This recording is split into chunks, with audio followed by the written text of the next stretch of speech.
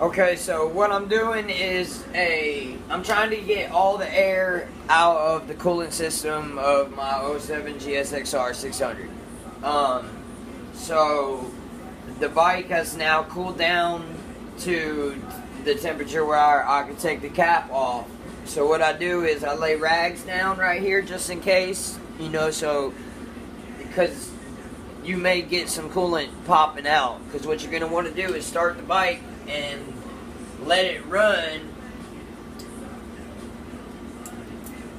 You're going to let it run and give it throttle once the thermostat opens up.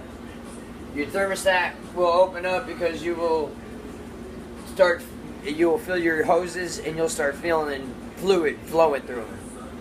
So it may get noisy, I'm not sure, but I just want you to know this is a very accurate way of doing it. I know there is a bleeder screw underneath the tank, but like I said, this is the third time I've done this, so and my bike never overheats. So I've added a new all aluminum radiator, supposed to keep it 30% cooler, and as we all know, Gixxers do run at a higher temperature because I can just tell from the different makes.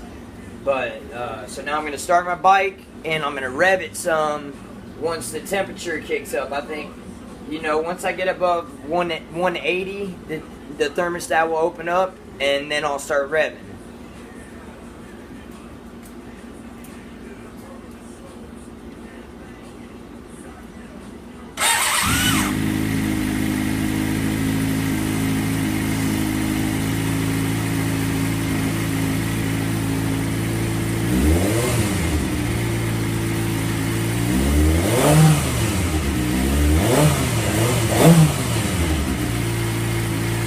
I'm only at 140 now, so I'm not going to rev it too much. I'm going to let the temperature raise so that way I know that the fluid is flowing through it. So I'm going to give it maybe another, I would say probably minute and a half. It'll reach 180 or so, and then I'll know my thermostat has opened up, and then I'll really start giving it a little bit of throttle to make sure everything is in. Also, squeezing tubes can also help with it too. I tend to do that. I don't know if you're getting it, but see how the fluid is coming out? I'm not seeing too many bubbles, so that's good for me.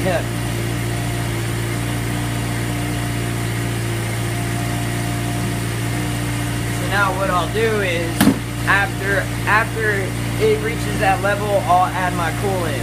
My engine ice is what I use because I sometimes I do take this track out this bike out on the track too. So to meet all their requirements, I use engine ice.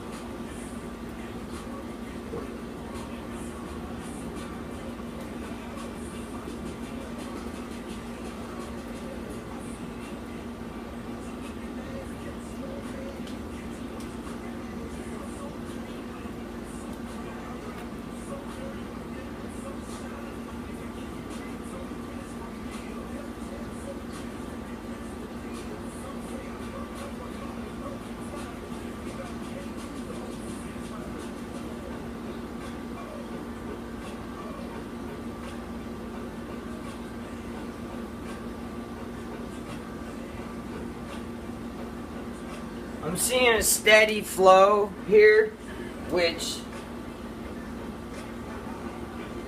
there may be a crack in this hose, and that's the reason why I keep reaching such high temperatures with this new radiator. So, yeah, it's got to have a crack in it because I've dried it off numerous times, and I'm still watching fluid flow. See, it is completely dry right now.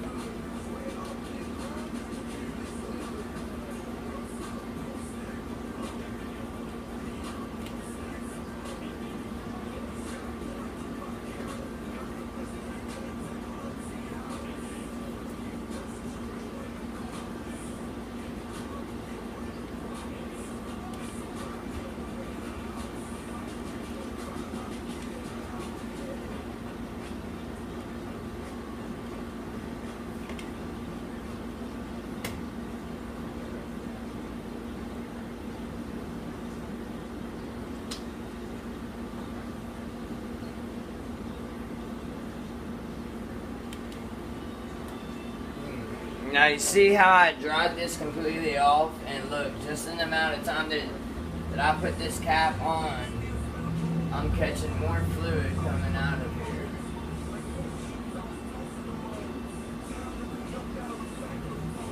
I'm not sure yet. I'm not for sure yet, but because there was a lot of fluid coming out from here.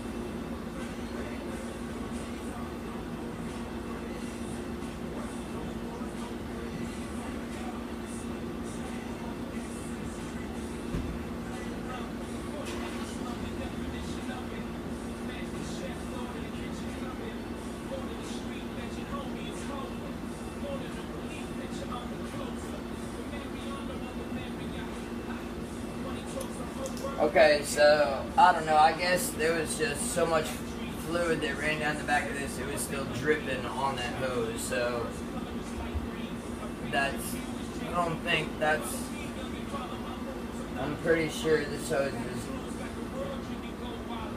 not got a crack in it. I'm not 100% sure still yet, because it was leaking for quite a bit.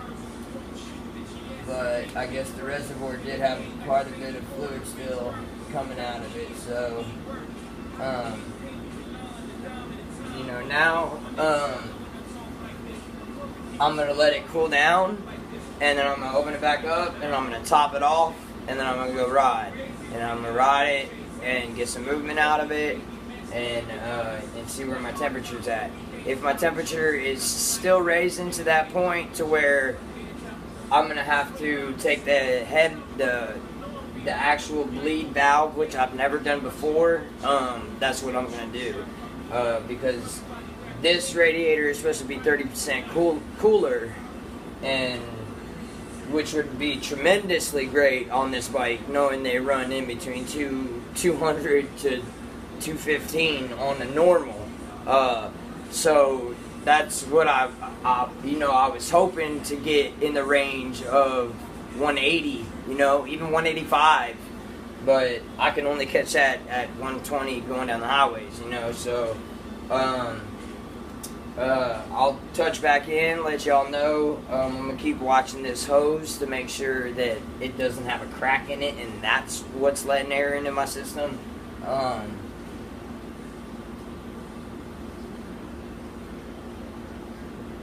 Yeah, I don't know. I think the hose is good. I haven't seen while the bike's running, so I haven't seen any fluid coming out. Although that is just coming from the reservoir tank. But after I ride it, I'll know, and I'll touch back in if it needs more work. If not, I'll let y'all know. As my bike's running now, sitting still, of course, it's gonna keep gaining. It's not doing nothing, so it's gonna gain temperature. But that being said, while it's riding, and I want to see the drastic change that it said it was gonna do. So, and if I don't do that, then I will. Take the seat off, take the cover, take the gas tank off, and find that air bleeder screw in there. Which like I said, 3 times that I've done coolant flushes, I've never had to use that valve before. But who knows? Maybe on this 4th time it will. That's what will happen. But to make it cooler. But stay tuned. Thanks for watching my video. Plenty more where that came from on other makes and models. CBRs, Kawasaki's GSXRs, another CBR 250R.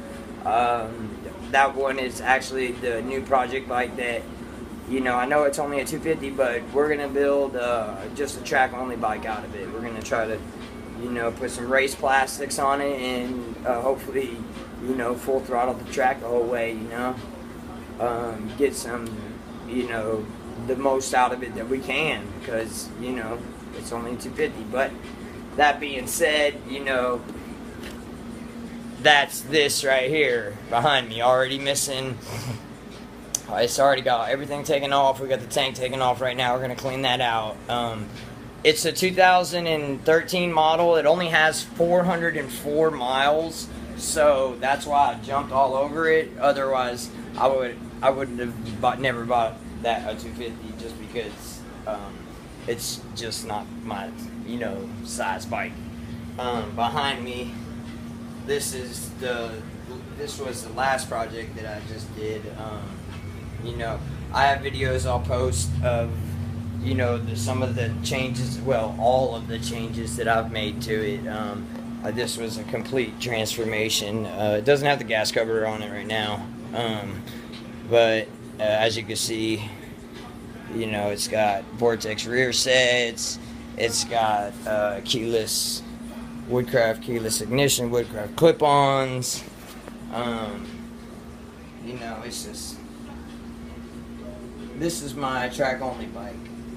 And that being said, I do run my GSXR at the track sometimes, but most of the time I like to be on the CBR, because it's set up for it. But tune in, hit the like button, subscribe if you haven't already. There'll be plenty more to come, and peace.